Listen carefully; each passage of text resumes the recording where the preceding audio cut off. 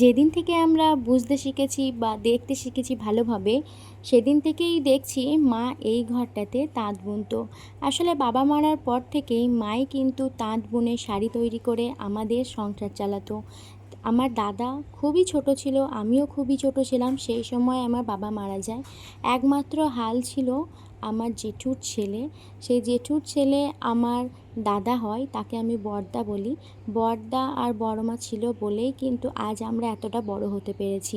তাদের জন্যই হয়তো আমরা আজ বেঁচে আছি, সেটা সবসময়ই বলবো, ভোলা কোনোদিনই সম্ভব না। আর মাও প্রচুর কষ্ট করেছে, তাই মাদেরকে কেউ কিছু বললে সত্যিই এখন আর সহ্য হয় না।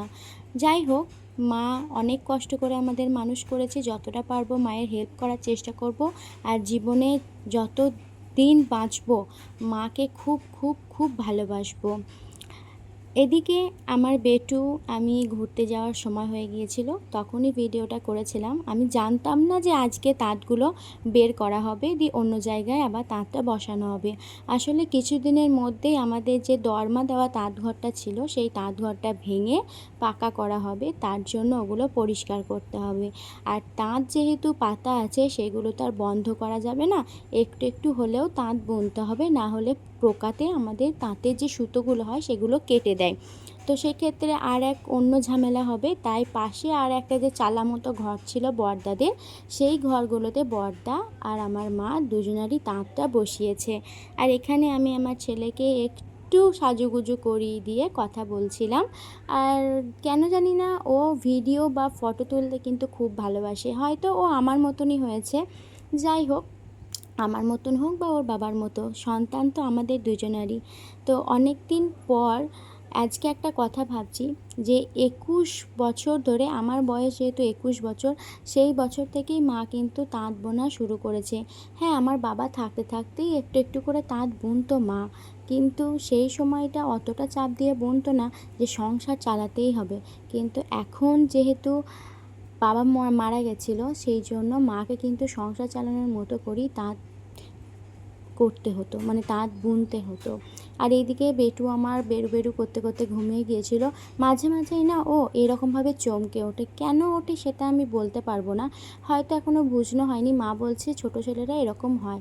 আর আমাদের যে ডেলো গাছ ছিল, সেখান থেকে মা ফুল কুড়িয়ে এনেছিল।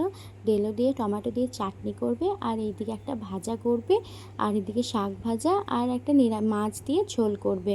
মা এদিকে উনুনে আগুন দিয়ে দিয়েছিল, আর এদিকে মা কাঠ পেরে নিয়ে আসছিল। এই কাঠগুলো এতটা বড় ছিল যে উনুনের মুখটাতে ঢুকতো না। সেই জন্য মা নিজে নিজেই কাঠগুলো ভাঙবে বলে কুড়ুল নিয়ে এসে ভাঙতে লাগলো। আমি মাকে রাগাচ্ছিলাম যে মা এবার কাঠ কুড়ুনি হয়ে গেছে, তাঁত বুনতে বুনতে মা এবার কাঠগুলো কুড়িয়ে কুড়িয়ে এবার রান্না করবে। আর ওই যে আমাদের পুচু সোনা, কিছুদিন আগেই একে না দুটো কুকুরে খুব তাড়া করেছিল, সেই জন্য মা আর উঠানে নামায় না ওকে, সবসময় এই ঘরের মধ্যেই রেখে দেয়, খাবার দিয়ে দেয়। ঘরটা অনেকটাই বড়, ও হাঁটাচলা করতে সমস্যা হবে না, কিন্তু বেঁচে তো থাকবে। আর উঠানে যদি ঝুড়ি দিয়ে নামিয়ে দেওয়া হয়, ঝুড়িটা ফেলে কুকুরে নিয়ে চলে যাচ্ছে।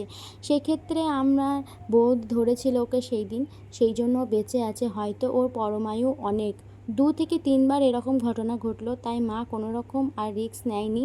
তাই ওকে ওখানেই দিয়েছে। ওখানে দাদার গাড়িটা যেহেতু থাকে, গাড়িটাতে হিসু যদি করে দেয় তাহলে একটা জং ধরার ভয় থাকে, তাই ওখানে মা দিত না। কিন্তু ওর জীবনের জন্য ওকে দিতে হচ্ছে। পোষা প্রাণী যদি কিছু হয়ে যায় তখন কিন্তু খুবই খারাপ লাগে, খুবই কষ্ট লাগে। তো এইসব করতে করতে আমি জলখাবেলায় একটা ডিম সেদ্ধ আর সেন্টার থেকে মা ভাত দিয়েছিল আজকে, আর ওই তরকারিটা বাড়িতে করেছিলাম, তো খেয়ে নিয়েছিলাম। তার খাওয়া দাওয়া শেষ করে তারপরে বাবুকে স্নান করিয়ে ওকে একটু ঘুম পাড়িয়ে ওকে খাওয়া দাওয়া করিয়ে তারপরে দুপুরবেলা খাবারের জন্য মাকে বলছিলাম, তখন মা এই কটা পেয়ারা কেটে দিল। পেয়ারাগুলো কিনে আনে, কিন্তু না ঠিক মতো খাওয়া না হওয়ার জন্য পেকে গেছে, তো একটু নষ্ট হয়ে গেছে। তো মা একটু বকা দিল আর খাইয়েও দিল। তো এখানে মা রান্নাও করে দিয়েছিল, দুপুরে খাওয়াটাও সেরে নিয়েছিলাম। চলো টাটা।